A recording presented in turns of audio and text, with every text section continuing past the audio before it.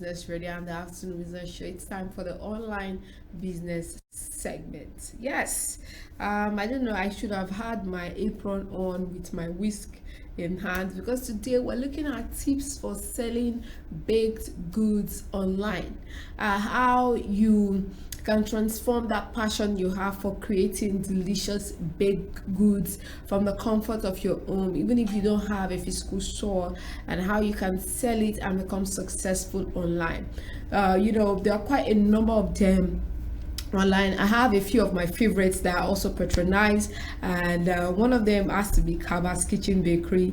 Not doing free adverts for her, but because she's a phenomenal woman and she has been able to carve a niche for herself, and I'm really looking forward to seeing her grow in this industry. So, also starting an e-commerce business that sells baked goods can, be fun in the sense that from trying out new recipes, from testing ingredients, from tasting, although you might eventually get tired of tasting the same thing over and over, but the most fun part is the profit when you do it right. However, there are some basic business guidelines, just like opening a walk-in store, that you need, just like every business needs, such as legal documents, marketing approaches, and all that you would also need as well.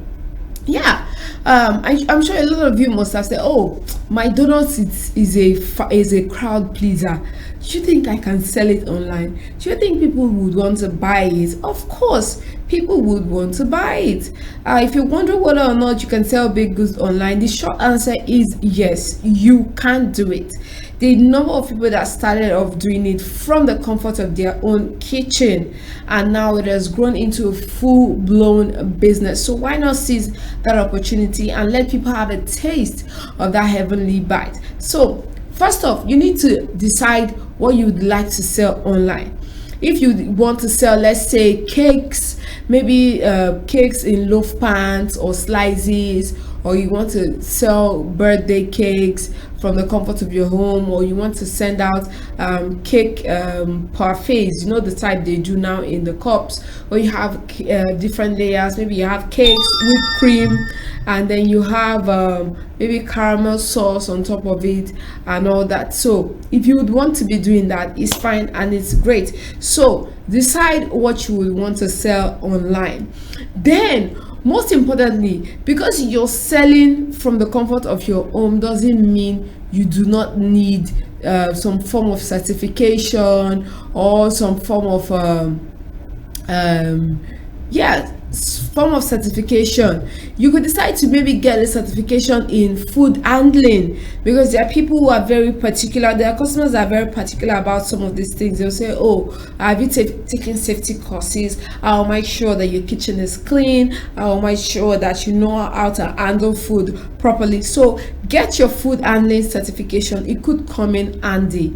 Post it on your social media platform. Let people know that, oh, you've taken courses, and becoming a food certified handler is an industry recognized mark of professionalism. It shows that you're a professional and you take hygiene very seriously.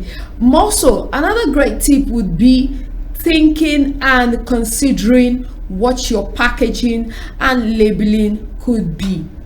Also, bear in mind that various countries have different packaging and labeling requirements for different products. In as much as you would want to take aesthetics into consideration, since it's food and we eat with our eyes first before we eat with our mouth, you want maybe something fancy, but you want to make sure that you're following the guidelines for the proper packaging of those baked goods in your country. Like there's a brand I always patronize. I buy cookies from them. Theirs is, they use this nylon packaging, they label it to have the name of the particular product, they tie it, and all that amazing branding and packaging ideas. So you would it's a great tip for you to take into consideration the correct labeling for that particular product, which could be labeling to help you list the ingredients. It's very important. I recently wanted to purchase something from a supermarket. I think Yes, I saw kuli in a packaged container, and I was saying, oh, it's been a while since I had it. Let me buy this small one. I just keep it in the fridge and use as a snack whenever I want. And I kept looking for the ingredients list on the packaging, and it was not there. I wanted something that does not have sugar in it, and it was not there, and I was forced to not make that purchase because I wouldn't want to buy something that I would end up throwing out since I do not eat sugar. So it's important that your labeling or your packaging has your ingredients listed there. Also, it's also useful to have your ingredient listed because of people who have allergic reaction to certain products. There are people who are allergic to nuts. There are people who are allergic to some grains as well. So it will give them the proper information on what that product is made out of. Then remember to include your sales tax rather, because you're selling from your home doesn't mean you should leave out that useful information. Then first off, before I listed these other tips, should be to get a basic business plan. So as you get that basic business plan, as your business grows over time, you still need to continue to improvise that business plan to meet up with your current capacity. Not that your business has grown and your business plan is still the plan from when you started off in your kitchen. No, it is totally wrong. But first off, establish a basic business plan. Then set up your online storefront. How do you set up your online storefront? It's important that you leverage on using social media, various social media platforms to reach out to people. Most of these online baked goods that I buy, I purchase from Instagram. Yes, I purchase from Instagram because they post up pictures of their products, giving details on the various products they have, or their in-house special, or the baked good for the day. Some of them do not sell the same items every day. So on social media, you'd have like a detailed explanation on the goods that are available for a particular day. So set up your online storefront. It is key. Then firm up your product offering or menu. I don't want to come to your page and start asking you, what kind of breads do you sell? Then you start listing them to me on WhatsApp. No, why don't have it on your social media? That's why you have Instagram stories there. You have your stories and you have your Instagram highlights. So create a particular highlight to impute your product menu and the pricing. It is key to have your pricing there. The world has gone beyond people asking you, DM me for price. No, I'm buying food, and food is expensive now. So I would want to know what I can afford on your menu. So I do not want to go through that extra mile of asking for the price of each product. So use your Instagram highlights to impute your menu, and include detailed professional pictures, detailed descriptions, frequently asked questions, and other information that buyers need to make a decision. Because there's some consumers that are picky when it comes to food quality, and I'm one of them, and they are ringleader and they are gang there. I will ask questions even after you've put it there. Like this particular lady I buy healthy food from, healthy baked goods from, when she posts them, I would ask her, oh please, what did you use to sweeten this? Did you use monk fruit? Did you use date powder?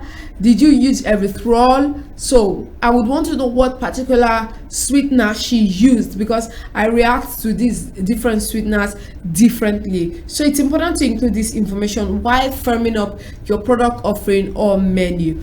Then also, most importantly, create and equip your kitchen. Because you're starting small or starting from the comfort of your kitchen doesn't mean you shouldn't get these basic equipment. It will make your work efficient and super fast as well, so you can meet up with your daily tasks and your daily delivery. For example, an oven, multiple baking pan or baking sheets, a baking rack to cool your baked goods, and mixer or a stand mixer, depending on how on the scale of orders that have been placed. Then you have small wares like your scraper, your icing tips, your piping bags, your parchment paper, your baking sheet, your pastry bags, your decoration equipment, your storage is very important as well. Your storage equipment, your refrigerator, your slicer, the list is endless. But you can start small, and as you progress, you begin to buy the much more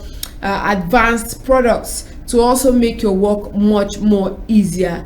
Then we've talked about labeling and packaging as well. Then put together your marketing and sales plan.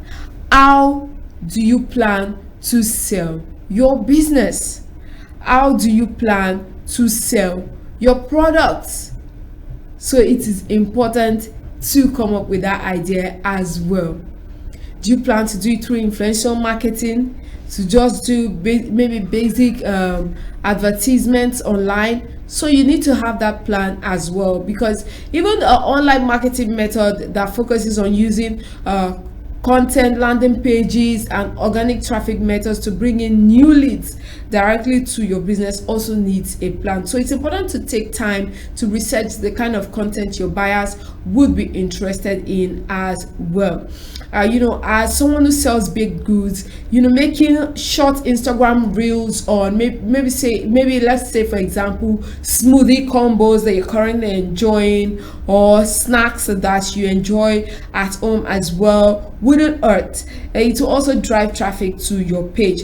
Then, most importantly, decide which baked goods you would want to sell online. It's important to do that. There are pages on Instagram that only deals with selling banana bread. They sell banana bread of different flavors and variants: double chocolate chip banana bread, plain banana bread with almonds, toast almonds, banana bread with raisins. They sell all sorts of banana bread. That's their niche. That's what they're known for. Then there's some that sells, let's say, banana bread, and they add other things to it, like maybe granola, Greek yogurt. They sell tiger nut drinks and all that. Whatever baked goods you'd want to sell, make it known as well. Let's say, for example, I mentioned Kabak's kitchen. She sells baked goods, but her baked goods are usually healthy, sugar free, refined flour free.